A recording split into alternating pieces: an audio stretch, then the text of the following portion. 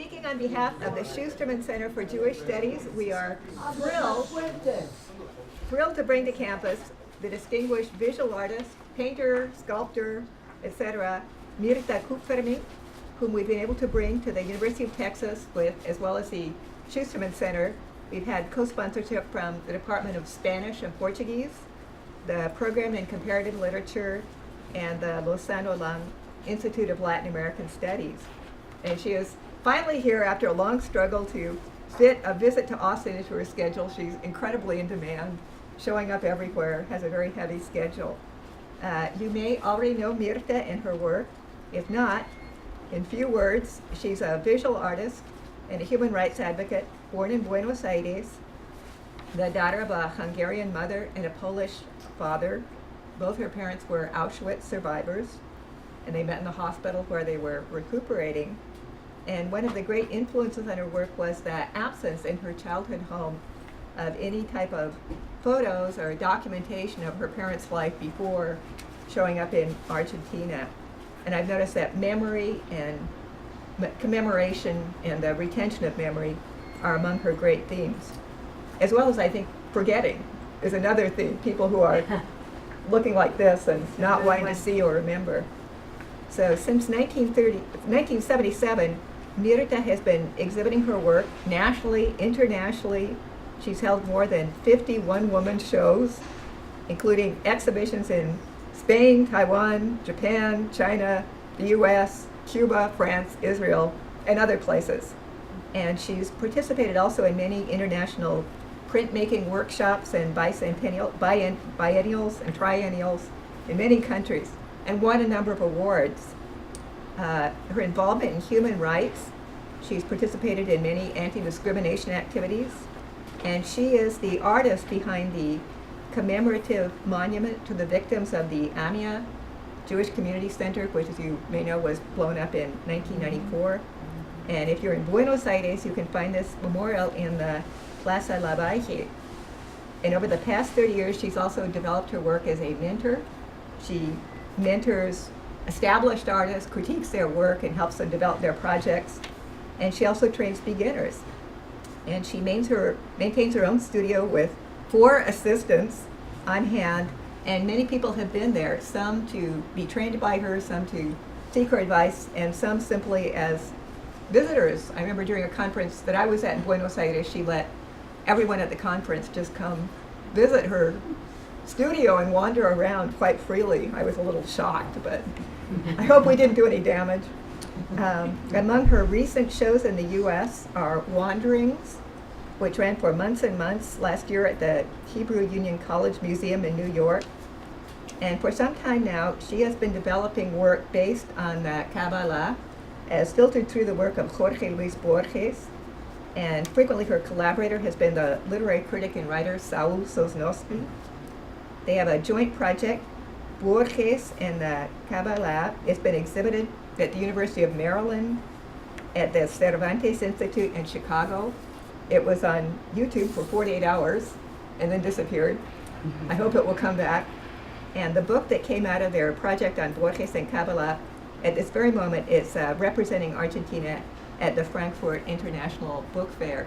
So she's done many, many things. It'd be impossible to describe all the awards she's won and all the shows she's participated in, but we were particularly interested in her work on the Kabbalah as filtered first into the modern short stories of Jorge Luis Borges and then into her art.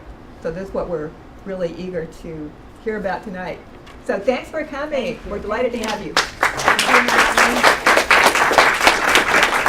Well, thank you, Naomi. Thank you. Please tell Boba Abzug and the Schusterman Center and to all of you that you could come.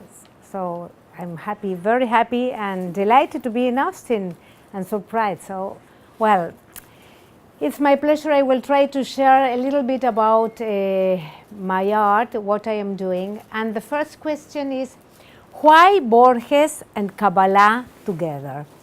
So, this project was born on the shape of a book. It was a joint project that I developed together with Saul Sosnowski, who was named by Naomi. His field is literature. And we met and we produced a trialogue, not a dialogue, a trialogue. It is a trialogue between Saul text, Borges text, together with Kabbalah masters, and my work in images. The big challenge when you work with images and literature is not to illustrate. But if we think in the rhythm of a book, an illustrated book, for instance, when you are reading, you are pulled to continue, to turn the page and continue. When you arrive to the image stops you and you rest on the. So it's completely different, I said, the rhythm, but also if for an artist to put image to a text, you must be very careful not to destroy the image and the poetry of the text itself. So I think that the big challenge is to make, as I said, a trialogue, to let everyone live by himself, but to be articulated in a common one. Okay. Why Borges and Kabbalah?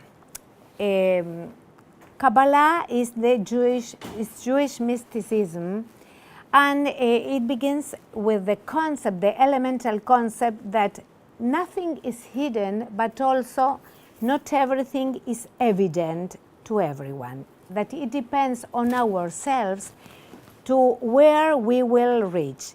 If we, this is a religious conception because the Kabbalistic masters conceive that all the creation of the world, the mystery of creation, is in the letters in one single book, the Torah. But if we think of knowledge in general, we can also say that to have access to knowledge, everything depends on, we will arrive to where we can arrive, depending on our background, our curiosity, and well, it depends on us. And Borges, both Kabbalah and Borges both believe in an order. For Borges, the order is ludic, intellectual. For Kabbalistic masters, this comes from the divine. With this being said, we will begin. Before entering directly on Kabbalah, I want to share with you this work. This work, I was asked to make, to illustrate, although I don't like the word, but this is what I was asked to do, the Exodus, the book of Exodus for the bibliophiles in Argentina. And this was not a Jewish requirement. I was chosen as an artist. And I decided to symbolize the part where the Ten Commandments are given with this image. On a very, the image is without the low part, only the mountain. What you see here is a mirror.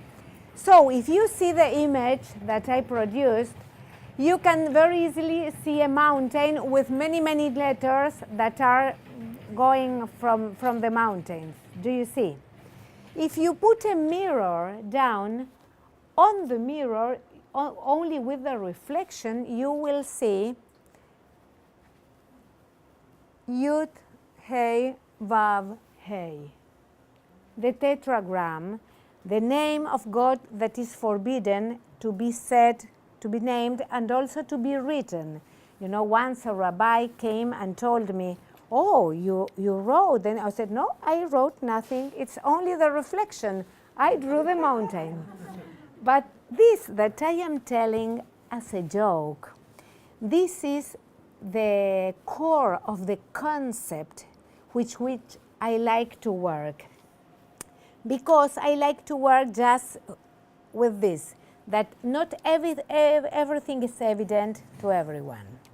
So this is the book itself, but this book is like a cell of many, many, many things that you will see now. So it begins like this. for those who speak Spanish, en lo que te ha sido autorizado inquiere, no te incumbe lo oculto. What is hidden does not pertain to you. But this prohibition, it's also a kind of invitation.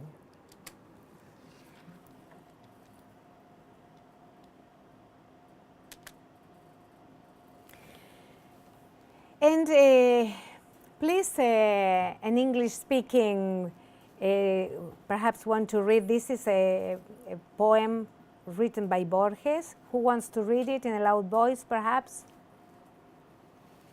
John. Yes, please, read it. I thought of the poet as that man who, as the red atom of paradise, bestows on everything its precise and true and unknown name.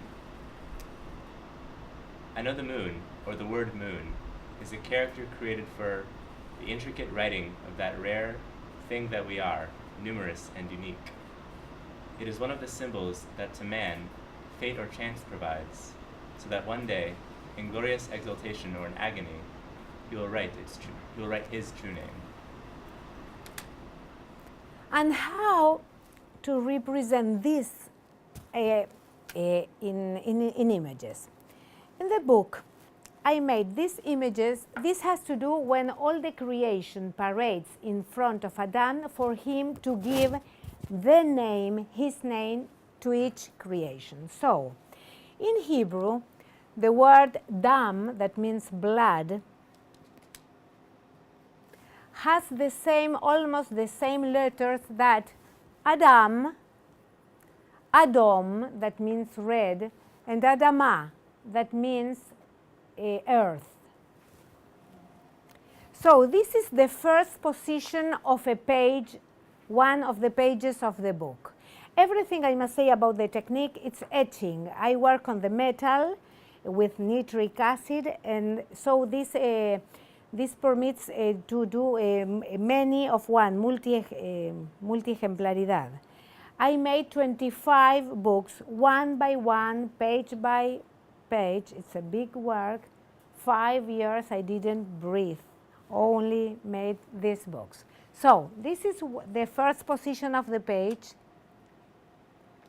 If you turn this page, you will see Aleph, Dalet, Mem. Do you see the letters? Aleph, Dalet, Mem, the black. Do you see them?